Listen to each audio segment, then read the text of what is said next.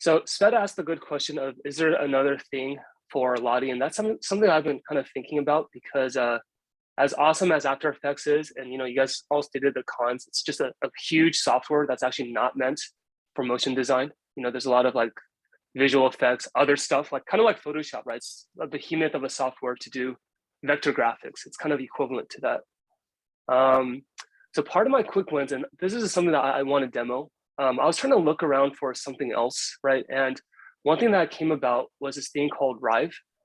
And something about Rive that's really, really cool is, well, you guys can check out the website too. I'm not going to show that here. But it's pretty much kind of like Flash in the best sense of the word, right? It's completely vector graphics, and even the interface allows you to interact with it. And not only interact with it, but it's something that we can actually put inside our own blog. And this is something that me and Jag had issues with Lottie. It's because it's not easily, for a third-party blog, it's really hard to implement that inside. And right now, the way we implement Lottie is you have to have a developer. So whether it's within the app or within the product, you need a developer to actually finish the job, right? And so this is just a test on respect privacy. And one thing that's really cool is right off the bat, like, it can do a lot of cool stuff that you cannot do in Lottie, or at least not out of the box with Lottie. So you have mouse tracking, and then you have just interaction with this guy, right? As you hover over, he says help, you click on it, boom, right? And so already just out of the box, there's a lot of really great ideas that come to my head anyways, that, okay, we're a privacy focused company. Isn't this pretty creepy? And then you can already think of like, there's a just whole new world of stuff out there. And so one of the first things I did, and I'm going to try to quickly go through this, is I just tried this for quick wins, right? So this is one of the assets that we're trying for one of the blog entries, touting our new email features. And here's a little wiggle, just go, hey, why don't you click on me? When you click, this series of animations. So very simple. This is not earth shattering by any means, but again, my quick wins, 3 days of trying to learn this. And what's cool is you can reverse the animation as well, right? So just really simple, but already adds a little bit of pizzazz, I think, just to our blogs, and maybe just a good starting entry. But one thing that really got me hooked was here's a tweet by just some random person, right?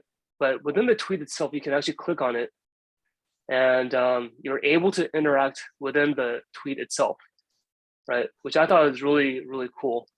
Just a downer that you have to click into that to begin with, but be it as it may, like, you can actually do stuff. So if you think about this, if we tweet this out, you can actually interact with that within the tweet itself.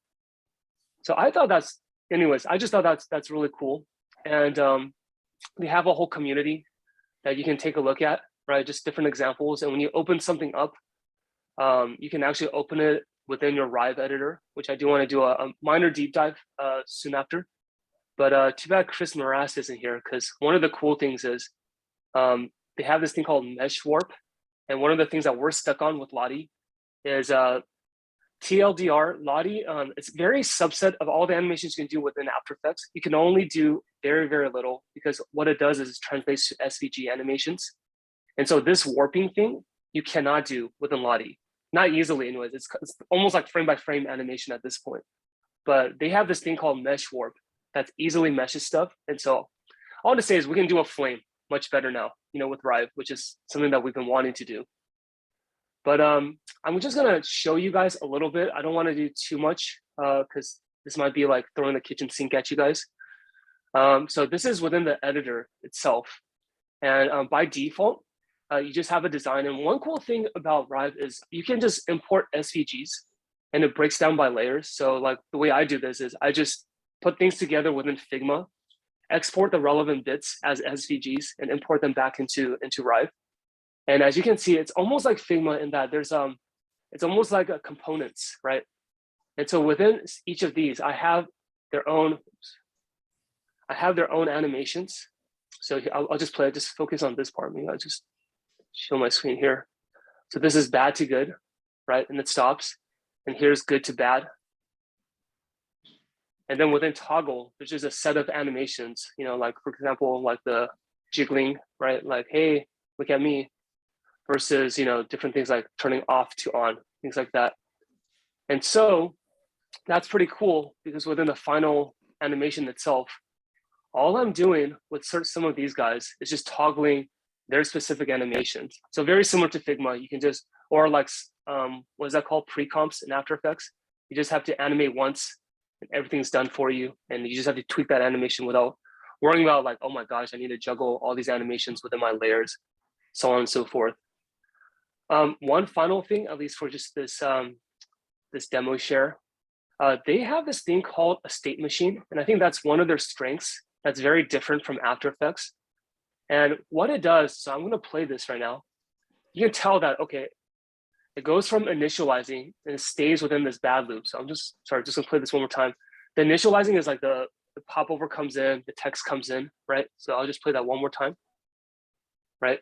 So that's just initializing. And then I have logic here that just circle over this bad loop. The bad loop is just the toggle, like doing the little jingle thing. And what this says is when there's this conditions change, is good, changes to true. And that changes to true whenever I hit this. Then you play this bad animation, right? Bad to good animation. So you can see when I click on this, now it's over here. And then when I toggle this back, it goes from good to bad and then stays back on the bad loop. So that's kind of what it is, right? This is a very simple example. Again, this is my quick wins, just trying to understand, trying to wrap my head around this.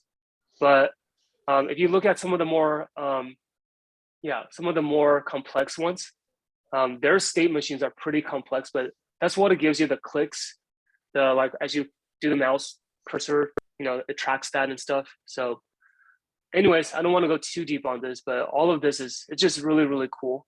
And I think there's just a lot of opportunities. And I think it's actually easier, like for the studies of the world, than learning the whole like Photoshop just for vector animations. You don't have to learn all of the After Effects just for a little bit of motion. This is specifically for things like this. So again, I will throw out different links onto the, the quick share stuff, but yeah, just a lot of cool stuff out there. And Abe, do you see this replacing Lottie, or it's like it covers another subset of animations?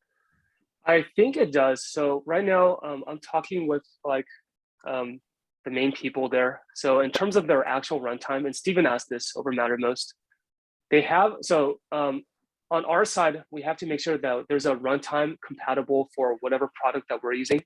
And currently they have iOS, Android, macOS covered. They don't have Windows covered.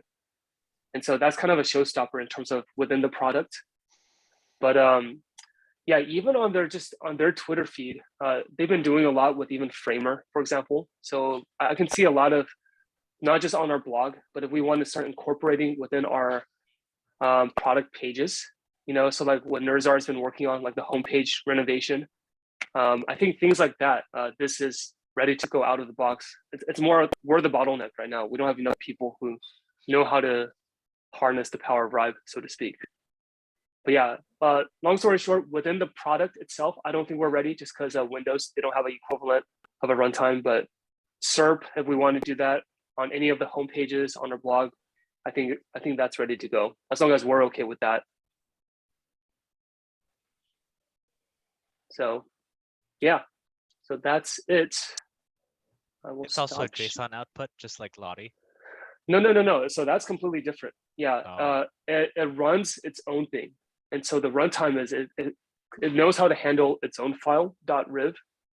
And that's also nice because one of my pet peeves with Lottie is I think I'm done with Lottie, but then as soon as I produce the Lottie, it's a lot of debugging, like, why does this not work? Because it works in After Effects. And then I'm looking through help files and whatever, and like, oh, okay, right. It doesn't have drop shadow, something like that. And now I'm faking my own drop shadow because I forgot that that's one of the things that, so there's a lot of that. Whereas Rive, what you see is truly what you get. Hey, there's no drop shadow. I can't use drop, it's things like that, so it's a more seamless export, at least in my brief experience with this.